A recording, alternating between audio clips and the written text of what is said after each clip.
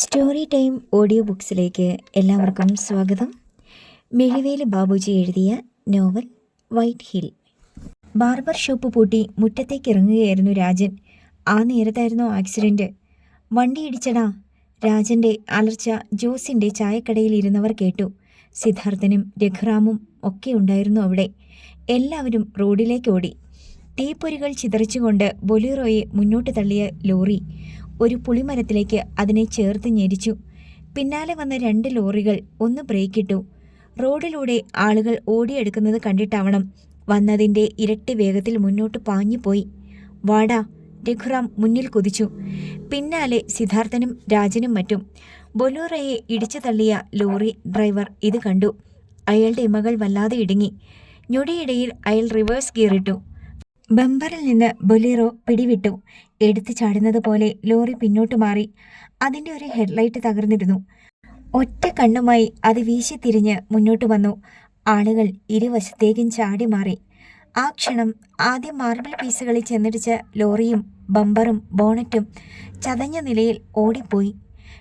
ഇടിയുടെ ശബ്ദവും ആളുകളുടെ ബഹളവും കേട്ട് സമീപത്തെ വീടുകളിൽ നിന്നൊക്കെ ആളുകൾ വന്നുകൊണ്ടിരുന്നു. ചരിഞ്ഞു കിടക്കുകയാണ് ബൊലീറോ. അതിൻ്റെ ഹെഡ്ലൈറ്റുകൾ അപ്പോഴും അണഞ്ഞിരുന്നില്ല. അകത്തു നിന്ന് ഞെരക്കങ്ങൾ. ഒരു തല ഡോറിൻ്റെ വിൻഡോ ഭാഗത്തു കൂടി പുറത്തേക്ക് നീളുന്നത് സ്ട്രീറ്റ് ലൈറ്റിൻ്റെ വെളിച്ചത്തിൽ ജനം കണ്ടു. ഞൊടിയിടയിൽ രഘുറാം ബൊലീറോയുടെ പുറത്തേക്ക് ചാടിക്കയറി ഡോർ ഉയർത്തിക്കൊടുത്തു. ആദ്യം പുറത്തേക്ക് വന്നത് SI സോളാർ ശങ്കറാണ്. അതിന് പിന്നാലെ നിക്സൺ പോൾ. അവരുടെ ശരീരത്ത് അങ്ങിങ്ങ് ചോരപ്പാടുകൾ. അവർ കൂടിച്ചേർന്ന് മുന്നിലെ ഡോർ തുറന്നുയർത്തി.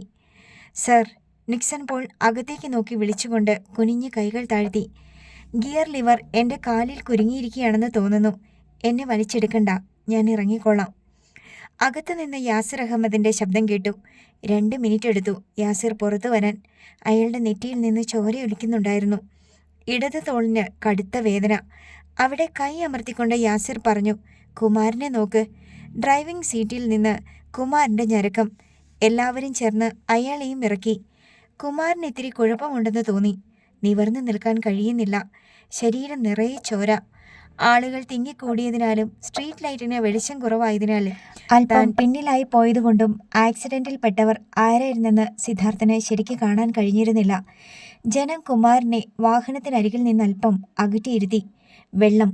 കുമാരൻ്റെ ചുണ്ടുകൾ മന്ത്രിച്ചു. അയാളുടെ കണ്ണുകൾ അടഞ്ഞടഞ്ഞു വന്നു. സിദ്ധാർത്ഥൻ ജോസിൻ്റെ കടയിലേക്ക് ഓടി. ഫ്രിഡ്ജ് വലിച്ചു തുറന്ന് ഒരു കുപ്പി മിനറൽ വാട്ടർ എടുത്ത് തിരിഞ്ഞു. കുമാരൻ്റെ അടുത്തെത്തി അയാളോട് ചേർന്നിരുന്നു കൊണ്ട് കുപ്പി തുറന്നു. അയാളുടെ ശിരസ് തൻ്റെ കയ്യിൽ താങ്ങി കുപ്പി വായിലേക്ക് ചരിച്ചു. കുമാരൻ പാരവശ്യത്തോടെ 2-3 കവിൾ വെള്ളം കുടിച്ചു. കുറച്ച് അയാളുടെ കവിളുകളിലൂടെ നെഞ്ചിലേക്ക് ഒഴുകി വീണു. മതി. ചിതറിയ ശബ്ദം. പറയുന്നതിനിടയിൽ കുമാരൻ സിദ്ധാർത്ഥനെ തുറച്ചു നോക്കി. അപ്പോഴാണ് സിദ്ധാർത്ഥനും ആ മുഖം വ്യക്തമായി കണ്ടത്. കിടുങ്ങിപ്പോയി. തൻ്റെ അടിവയറ്റിൽ നിന്നൊരാന്തൽ മുകളിലേക്ക് വരുന്നത് അവൻ അറിഞ്ഞു. അപകടത്തിൽപ്പെട്ടത് യാസിർ അഹമ്മദും സംഘവുമാണെന്ന അറിവ് അവനെ ഞെട്ടിച്ചു. തന്നെ ഇവർ തിരിച്ചറിഞ്ഞാൽ? കുമാരൻ തൻ്റെ പേര് വിളിക്കാൻ വാ തുറക്കുന്നത് അവൻ കണ്ടു. സിദ്ധാർത്ഥൻ്റെ കയ്യിൽ കുപ്പി വിറകൊണ്ടു. കുറച്ച് വെള്ളം കൂടി അയാളുടെ വായിലേക്ക് വീണു. അതോടെ പറയാൻ വന്നത് അയാൾക്ക് പറയാനായില്ല. വെള്ളം നെറുകയിൽ കയറി കുമാരൻ ചുമച്ചു. മാറങ്ങോട്ട്, യാസിർ അഹമ്മദ് കുമാരൻ്റെ തലയിൽ തട്ടിക്കൊണ്ട് നിർദ്ദേശിച്ചു. ചുറ്റും ആളുകൾ കുനിഞ്ഞു നിൽക്കുകയായിരുന്നു. അവരുടെ നിഴൽ കാരണം യാസിറിനും സംഘത്തിനും സിദ്ധാർത്ഥൻ്റെ മുഖം കാണാനായില്ല. അവൻ എഴുന്നേറ്റു. വേഗം ആശുപത്രിയിൽ എത്തിക്കണം, ആരോ പറയുന്നത് സിദ്ധാർത്ഥൻ കേട്ടു. അതുവഴി വന്ന ജീപ്പ് രാജൻ കൈ കാണിച്ചു നിർത്തി. ആളുകൾ കുമാരനെ താങ്ങിയെടുത്ത് അതിൽ കയറ്റി. പോലീസ് സംഘവും കയറി. അത് പാഞ്ഞുപോയി. അപ്പോഴാണ് സിദ്ധാർത്ഥന് ശ്വാസം നേരെ വീണത്.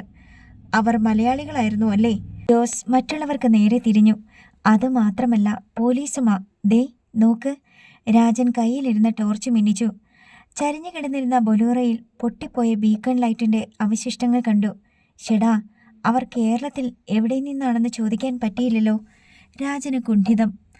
അതൊക്കെ അറിയാൻ രാജാ, വണ്ടി ഇവിടെ കിടക്കുമല്ലേ, തീർച്ചയായും അവർ വരും, ജോസ് പറഞ്ഞു. ആ വാചകം സിദ്ധാർത്ഥൻ്റെ മനസ്സിൽ അപകടമണിയായി മാറി. അവർ വന്നാൽ? എങ്ങനെയെങ്കിലും തന്നെക്കുറിച്ച് അറിയുകയോ തന്നെ കാണുകയോ ചെയ്താൽ തൻ്റെ സ്വസ്ഥത വീണ്ടും നശിക്കുന്നത് സിദ്ധാർത്ഥൻ അറിഞ്ഞു. ഒരു വശത്ത് പോലീസ്, മറുവശത്ത് ഭൂപതി പാണ്ഡ്യൻ്റെ ഗുണ്ടകൾ. തൽക്കാലം ഇരു കൂട്ടർക്കും തന്നെ പിടികിട്ടിക്കൂടാ. ഇനിയുള്ള ഓരോ ചുവടും ഓരോ ചലനവും വളരെ വിലപ്പെട്ടതാണ്. പിന്നെ ഒരാശ്വാസമുള്ളത് ക്വാറിയിൽ ജോലിക്ക് നിൽക്കുന്ന സമയം പോലീസിനെ ഭയപ്പെടണ്ട എന്നത് മാത്രം. രഘു, നമുക്ക് പോകാം, അവൻ പറഞ്ഞു. ചോര കണ്ടപ്പോൾ എനിക്ക് തല കറങ്ങുന്നത് പോലെ. രഘുറാം അത് വിശ്വസിച്ചു. CKS ഹോസ്പിറ്റൽ കാഷ്വാലിറ്റിക്ക് മുന്നിൽ ജീപ്പ് നിന്നു. 3 നിലയിൽ തീർത്ത വലിയൊരു കെട്ടിടമായിരുന്നു അത്. ഷൺമുഖ പെരുമാൾ തൻ്റെ തൊഴിലാളികൾക്ക് വേണ്ടി പണി കഴിപ്പിച്ച ഹോസ്പിറ്റൽ. സോളാർ ശങ്കറും നിക്സൺ പോളും ചേർന്ന് കുമാരനെ താഴെ ഇറക്കി. അപ്പോഴേക്കും ഒരു അറ്റൻഡർ സ്ട്രെച്ചറുമായി വന്നു. കുമാരനെ അതിൽ കിടത്തി. അപ്പോൾ അയാൾക്ക് സ്വബോധമുണ്ടായിരുന്നു. ആരെയോ തിരയുന്നത് പോലെ കുമാരൻ്റെ കണ്ണുകൾ വട്ടം ചുറ്റി. Are you okay? Yasir Ahmed കുമാരൻ്റെ കവിളിൽ തലോടി. സാർ. പക്ഷേ കുമാരൻ എന്തോ പറയാൻ ഭാവിച്ചു. അയാൾ വേദന കടിച്ചമർത്തുകയാണെന്ന് തോന്നി. കുമാരന് ബാക്കി സംസാരിക്കാൻ കഴിയും മുമ്പേ അറ്റൻഡർ സ്ട്രെച്ചർ മുന്നോട്ട് കൊണ്ടുപോയി. കാഷ്വാലിറ്റി. ഡോക്ടർമാർ വേഗമെത്തി. അവരും നേഴ്സുമാരും മലയാളികളാണെന്ന് യാസിറും സംഘവും തിരിച്ചറിഞ്ഞു. എന്തു പറ്റിയതാ? ഒരു ഡോക്ടർ തിരക്കി. ആക്സിഡന്റ്, യാസിർ അഹമ്മദ് മറുപടി പറഞ്ഞു. ഒപ്പം തൻ്റെ ഐഡന്റിറ്റി കാർഡും കാണിച്ചു. ഡോക്ടർ പക്ഷേ അതത്ര കാര്യമാക്കിയില്ല. കുമാറിന് കുഴപ്പം കൂടുതലുള്ളതുകൊണ്ടാവണം ഡോക്ടർമാർ അയാൾക്കരികിലേക്ക് നീങ്ങി. അതിനിടെ ഒരു നേഴ്സ് അവരുടെ ഡീറ്റെയിൽസ് കുറിച്ചു വാങ്ങി. പിന്നെ ഒരു അറ്റൻഡറുടെ സഹായത്തോടെ മറ്റുള്ളവരുടെ മുറിവുകൾ വൃത്തിയാക്കി, മരുന്നും പുരട്ടി. പിന്നെ ഓരോ ഇഞ്ചക്ഷനും. കുമാറിന് അത്യാവശ്യമായി തലയുടെ സ്കാനിംഗ് വേണമെന്ന് ഡോക്ടർ അഭിപ്രായപ്പെട്ടു. അതിനുവേണ്ട പണം അടയ്ക്കുന്നതിനായി യാസിർ അഹമ്മദ് ക്യാഷ് കൗണ്ടറിനടുത്തേക്ക് പോയി. അവിടെ എത്തിയ അയാൾ ഒരു നിമിഷം സ്തബ്ധനായി. ഭിത്തിയിൽ മാല ചാർത്തി വെച്ചിരിക്കുന്ന ഫോട്ടോ. യാസിർ വേഗം സോളാർ ശങ്കറേയും നിക്സൺ പോളിനെയും വിളിച്ച് അത് കാണിച്ചു. സംശയമില്ല, ഇത് ചന്ദ്രശേഖർ തന്നെ. പക്ഷേ ഈ വേഷം വ്യത്യാസം. നിക്സൺ പോൾ നെറ്റിച്ചൊടിച്ചു. ക്യാഷ് കൗണ്ടറിലും ഒരു മലയാളി യുവാവായിരുന്നു. യാസിർ അവനോട് തിരക്കി. അതാരാ? പെരിയോർ, ഈ ഹോസ്പിറ്റലിൻ്റെ ഉടമ. ശരിക്കുള്ള പേര് ഷൺമുഖ പെരുമാൾ.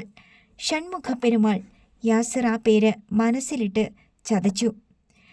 ഇദ്ദേഹം മലയാളിയായിരുന്നോ? യാസിർ പേഴ്സിൽ നിന്ന് പണം എടുത്തു കൊടുത്തു. അല്ല, ഇവിടത്തെ കാരനാ. ഏ?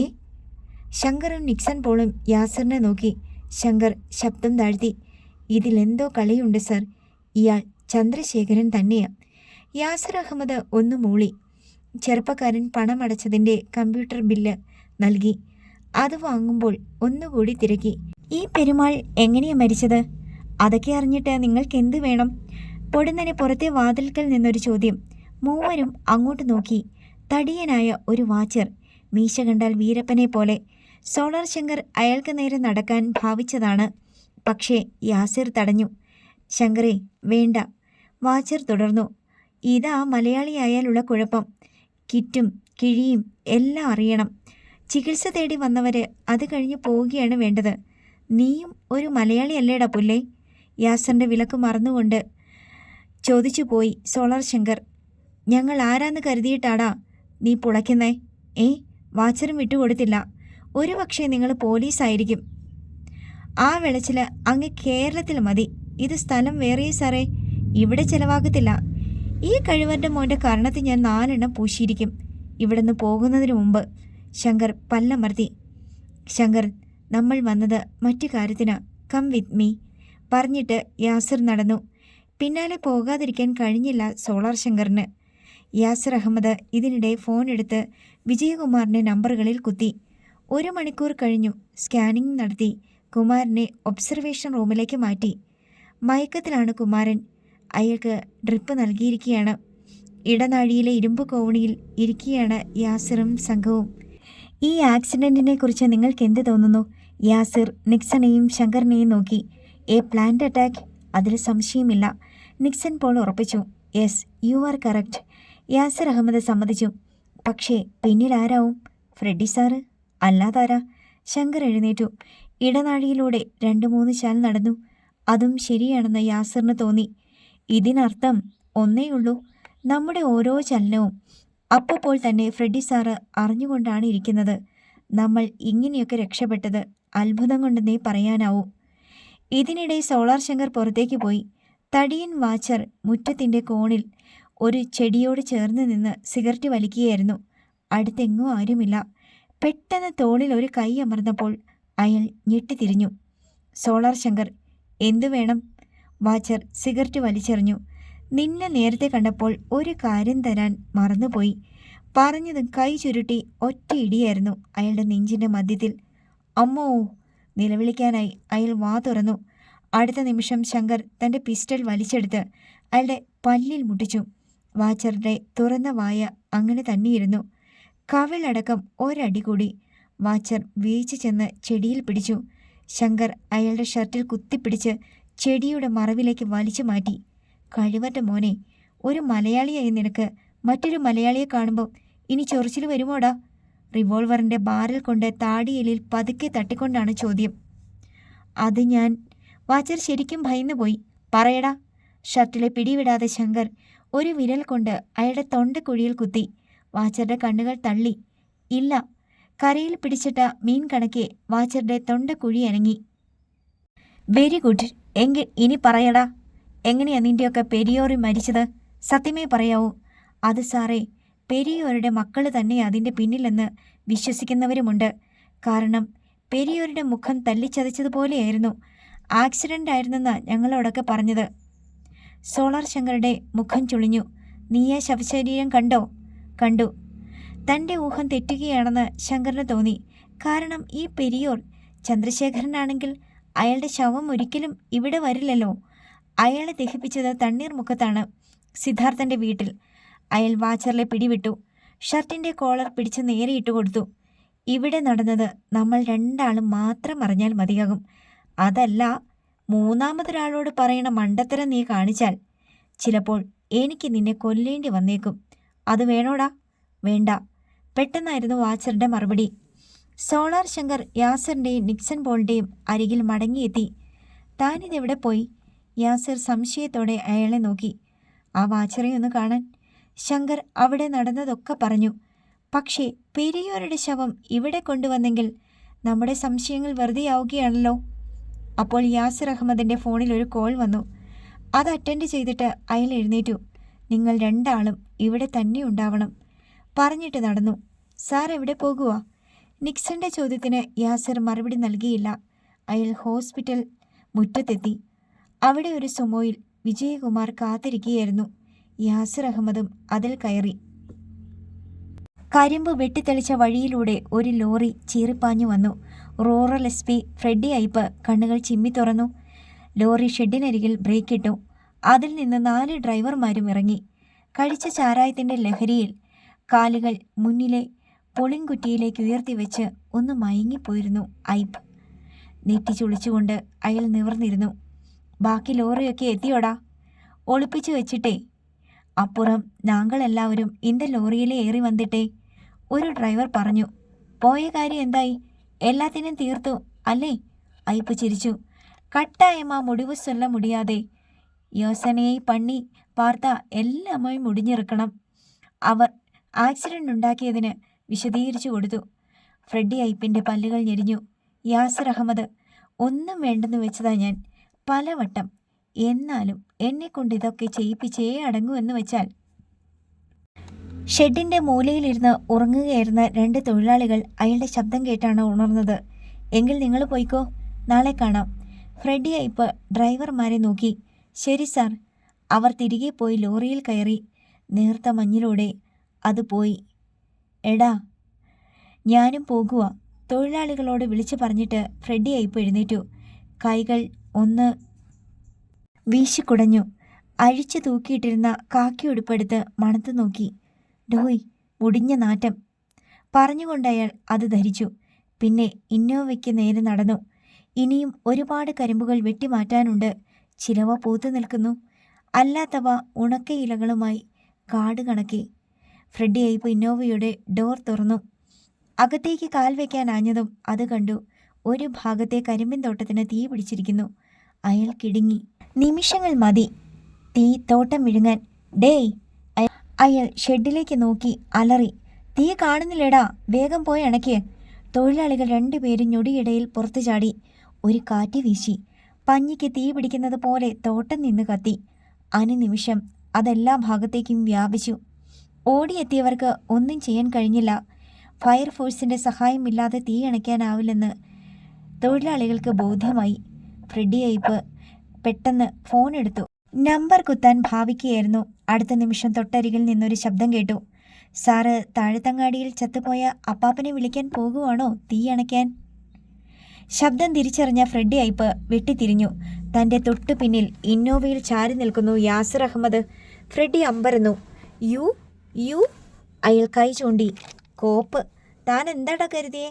4 ലോറി വിട്ടാൽ യാസിർ അഹമ്മദിനെ ഏതാണ്ടങ്ങ് ഒലത്താമെന്നോ?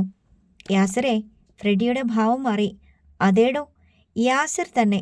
ഇങ്ങനെ നിങ്ങളെ മുഖാമുഖം ഒറ്റയ്ക്കൊന്ന് കാണാൻ വേണ്ടി തന്നെയാണ് ഞാൻ കാത്തിരുന്നത്. എൻ്റെ സബോർഡിനേറ്റ്സിനോട് പോലും പറയാതെ ഞാൻ ഇവിടെ വന്നിരിക്കുന്നത്. അതെന്തായാലും നന്നായി. യാതൊരു തെളിവും ഇനി അവശേഷിക്കില്ലല്ലോ. കരിമ്പത്തോട്ടം കത്തുന്നതിൻ്റെ പ്രതിബിംബം അയാളുടെ കണ്ണുകളിൽ കണ്ടു യാസിർ അഹമ്മദ്. അതെ, തെളിവൊന്നും അവശേഷിക്കാൻ പാടില്ല സാർ. എനിക്കും അതാണ് ഇഷ്ടം. അറിഞ്ഞു കാണുമല്ലോ, നിങ്ങൾ ഉണ്ടാക്കിയ കെണിയിൽ ശരിക്കും വീണത് എൻ്റെ കുമാരനായിപ്പോയി. അയാൾക്ക് പഴയതുപോലെ ആകാൻ കഴിഞ്ഞില്ലെങ്കിൽ ഫ്രെഡി സാറേ, തൻ്റെ അവസാനവും ഈ തമിഴ്നാട്ടിലാ. യാസിർ അഹമ്മദ് ഒരടി മുന്നോട്ട് വെച്ചു. എന്തായാലും എന്നെ സാറൊന്ന് ചൊറിഞ്ഞു. നേരത്തെ ഒന്ന് നോക്കിയിട്ട് പറ്റാതെയും പോയി. ഇപ്പോൾ തിരിച്ച് ഞാനും അങ്ങോട്ട് എന്തെങ്കിലും ചെയ്തില്ലെങ്കിൽ അത് കേരള പോലീസിന് നാണക്കേടല്ലേ? അതുകൊണ്ട് നല്ലൊരു തുടക്കം കിട്ടാൻ സാറിൻ്റെ കരിമ്പ് തോട്ടത്തിന് തീയിട്ടു. അയാൾ ചിരിച്ചു. അപ്പോൾ നീയാണെൻ്റെ?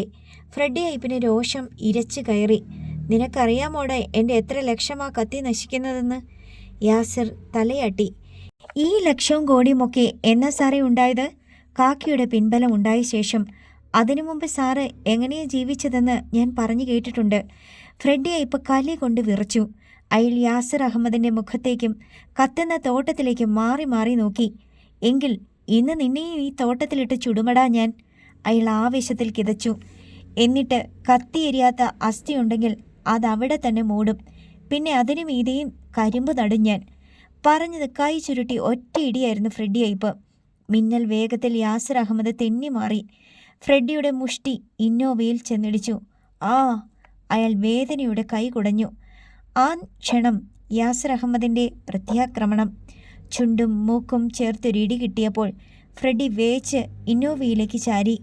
ചുണ്ടുകൾ വിണ്ടുപൊട്ടിയതുപോലെ തോന്നിയ അയാൾ കൈ ഉയർത്തി തടവി. കൊഴുത്ത ദ്രാവകം കയ്യിൽ പറ്റി. മൂക്കിൽ നിന്നൊലിച്ചിറങ്ങുകയായിരുന്നു ചോര. അതോടെ ഫ്രെഡിയുടെ കോപം ദ്വിഗുണീഭവിച്ചു. ഒരു കാളക്കൂറ്റൻ കൊമ്പ് കുലുക്കുന്നത് പോലെ ഫ്രെഡി അയ്യപ്പ് തലകുടഞ്ഞു. കരിമ്പിൻ തോട്ടത്തിൽ ഘോര സംഘടനം.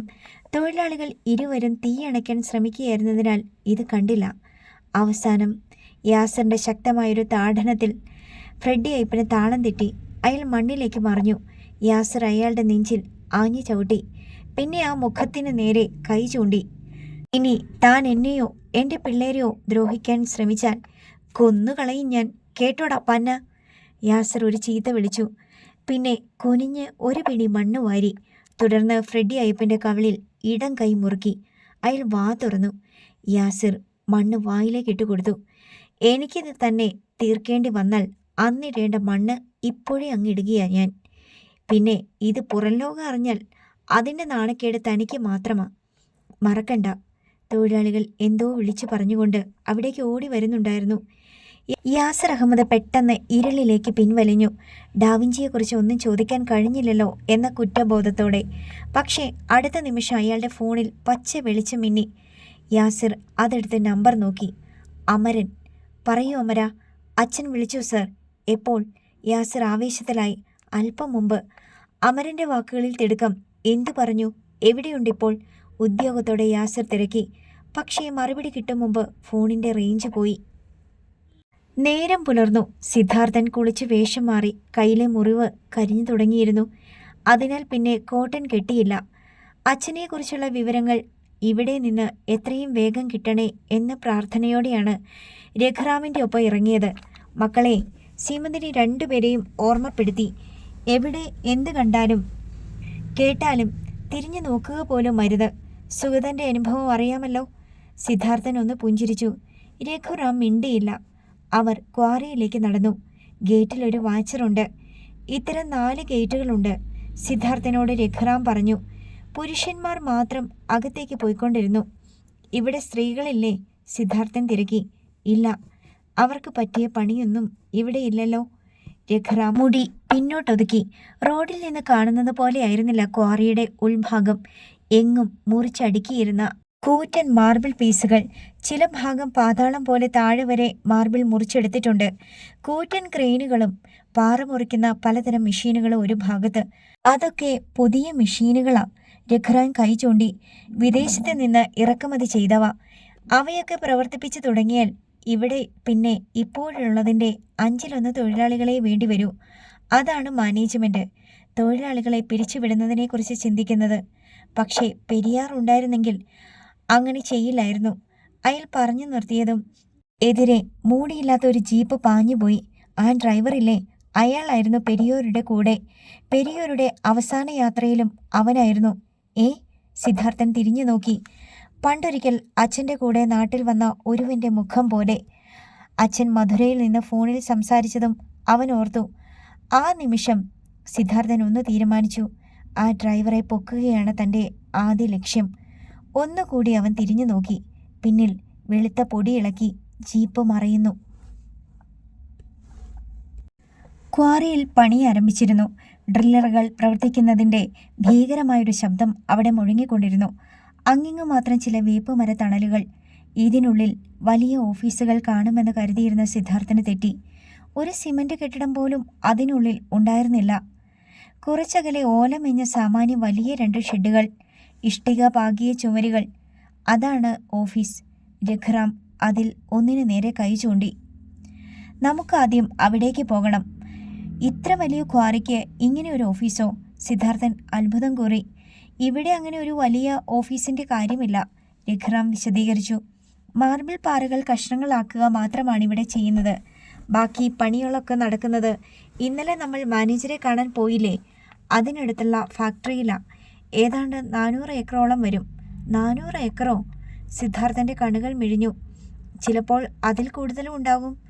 20,000-ഓളം തൊഴിലാളികൾ പണിയെടുക്കുന്ന ഫാക്ടറിയെക്കുറിച്ച് സിദ്ധു ഒന്ന് ചിന്തിച്ചു നോക്കിയേ. അമേരിക്കയിലെ വൈറ്റ് ഹൗസിലേക്ക് പോലും ഇവിടെ നിന്ന് മാർബിൾ കയറ്റി അയച്ചിട്ടുണ്ട്. തൻ്റെ ചിന്തകൾക്കും കണക്കൂട്ടലുകൾക്കും അപ്പുറത്താണ് ഈ കമ്പനിയുടെ ആസ്തി. അവന് ഉറപ്പായി. ഇതാരാ രഘു? എതിരെ വന്ന ചില തൊഴിലാളികൾ ചോദിച്ചു.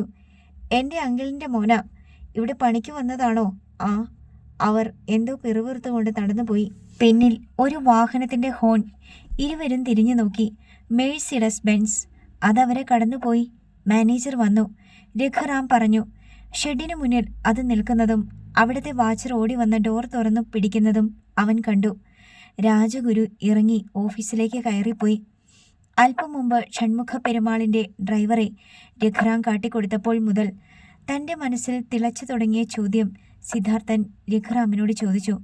ആ പെരുമാൾ എങ്ങനെയാണ് മരിച്ചത്? ആക്സിഡൻറ്റ്. എന്നിട്ട് ഡ്രൈവർക്കൊന്നും പറ്റിയില്ലേ? ഇല്ല. അതാണ് ഞങ്ങളെയൊക്കെ കുഴയ്ക്കുന്ന ഒരു സംശയം. ഇവിടെ തന്നെ പലർക്കും ആ മരണത്തിൽ കൈയുണ്ടെന്നേ. അതുറപ്പ്. പെരിയോർക്ക് അപകടം സംഭവിച്ച വിവരം പോലും ആദ്യം പുറത്തു വിട്ടിരുന്നില്ല. ശബ്ദം താഴ്ത്തിയാണ് രഘുറാം പറഞ്ഞത്. എന്നിട്ട്? സിദ്ധാർത്ഥന് ഉത്കണ്ഠയായി. മൃതദേഹം ഇവിടെ കൊണ്ടുവന്നപ്പോഴാണ് ഞങ്ങൾ പോലും വിവരമറിയുന്നത്.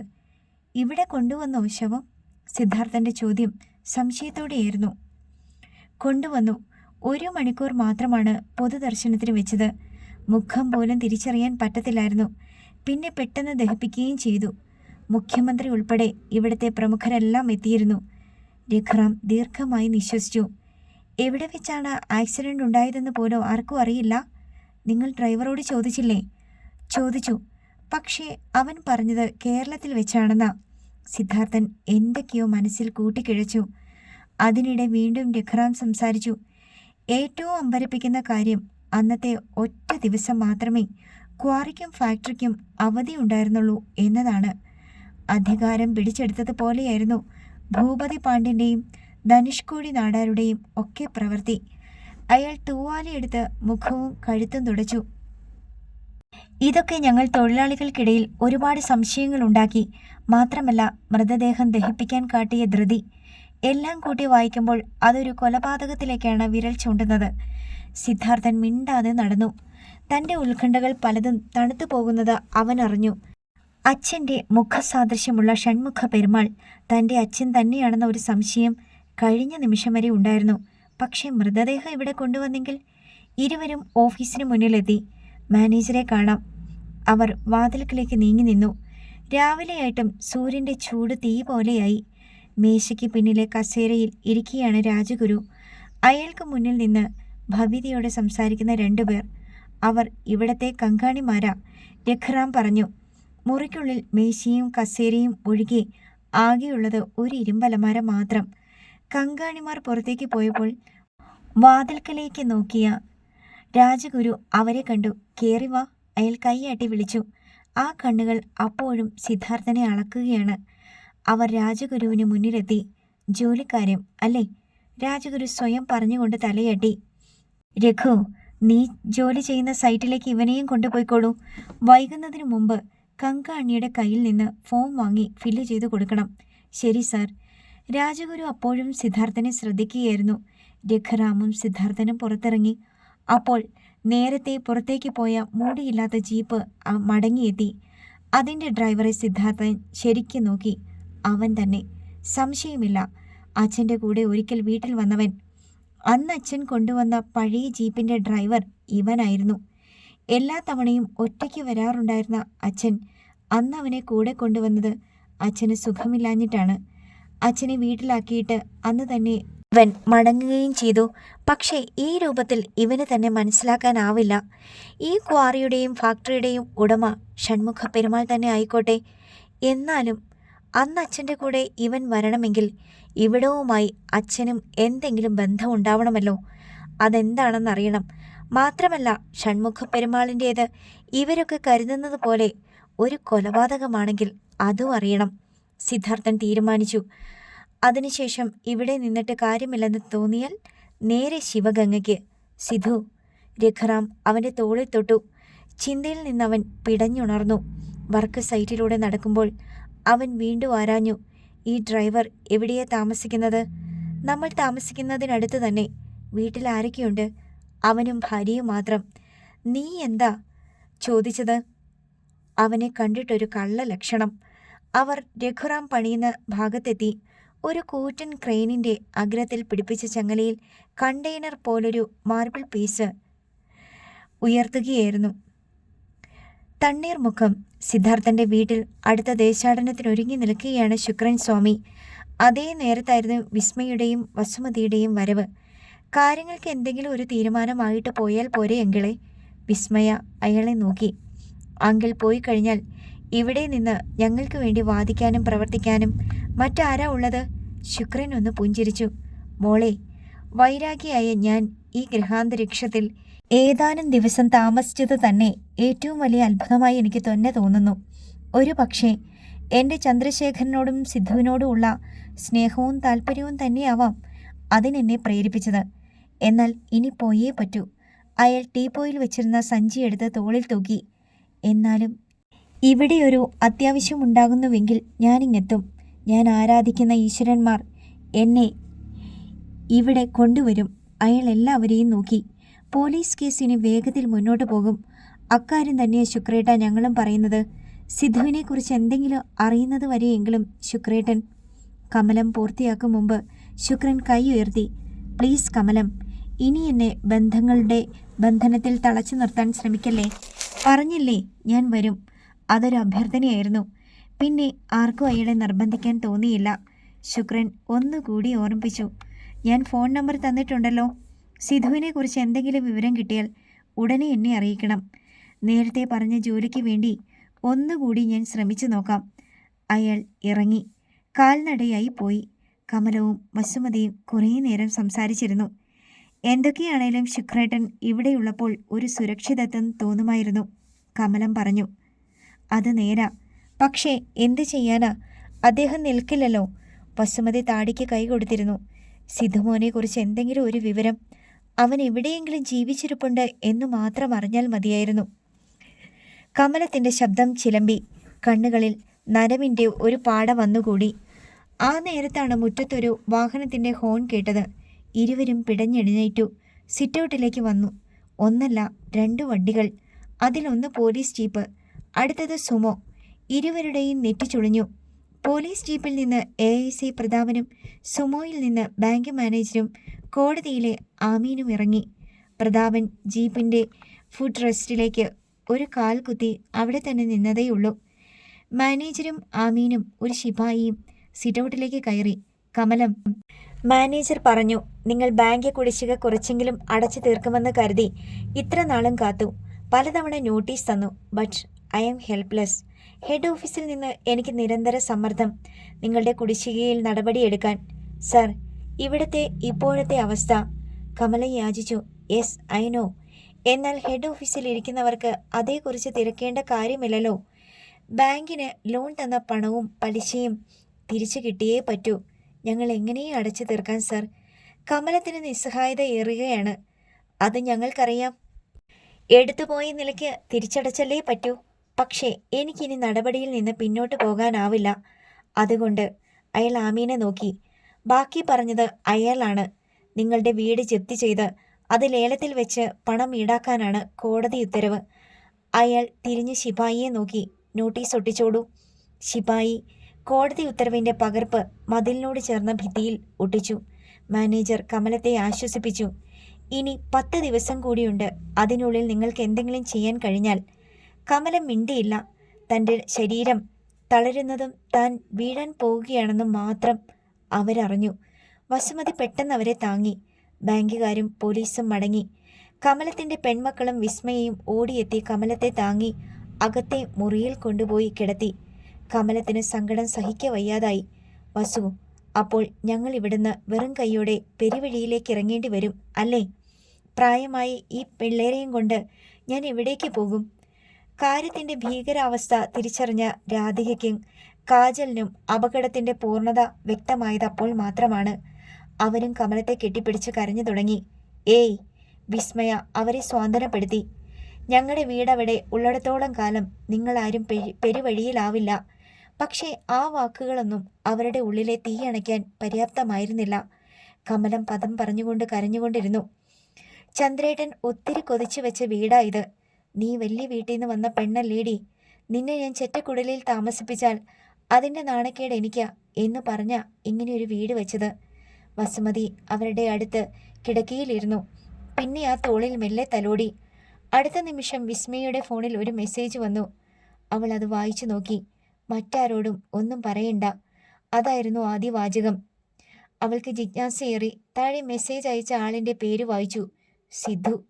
തിരയടിക്കുന്നത് പോലെ ഒരു ആവേശം അവളെ പെട്ടെന്ന് പൊതിഞ്ഞു. വിസ്മയ മെസ്സേജിൻ്റെ ബാക്കി കൂടി വായിച്ചു. ഇന്ന് രാത്രി 11 മണിക്ക് ഞാൻ വരും. കായലോരത്ത്. വസുമതി ആൻറ്റി പോലും അറിയരുത്. വളരെ പ്രധാനപ്പെട്ട ചില കാര്യങ്ങൾ എനിക്ക് നിന്നോട് നേരിൽ സംസാരിക്കാനുണ്ട്. നീ വരണം. ആർക്കും സംശയം തോന്നത്തക്ക ഒരു ഭാവം ആ മുഖത്തുണ്ടാവാതിരിക്കാൻ വിസ്മയ പ്രത്യേകം ശ്രദ്ധിച്ചു. കുറച്ചു നേരം കഴിഞ്ഞ് വീട്ടിലേക്ക് മടങ്ങുമ്പോൾ അവൾ ആ മെസ്സേജ് വീണ്ടും നോക്കി. അത് ഫോണിൽ ഉണ്ടായിരുന്നില്ല. അതൊരു ഫ്ലാഷ് മെസ്സേജ് ആയിരുന്നെന്നും താൻ വായിച്ചു കഴിഞ്ഞ ഉടനെ അത് മാഞ്ഞു പോയെന്നും അവൾ അറിഞ്ഞു. അടുത്ത ഭാഗം നാളെ.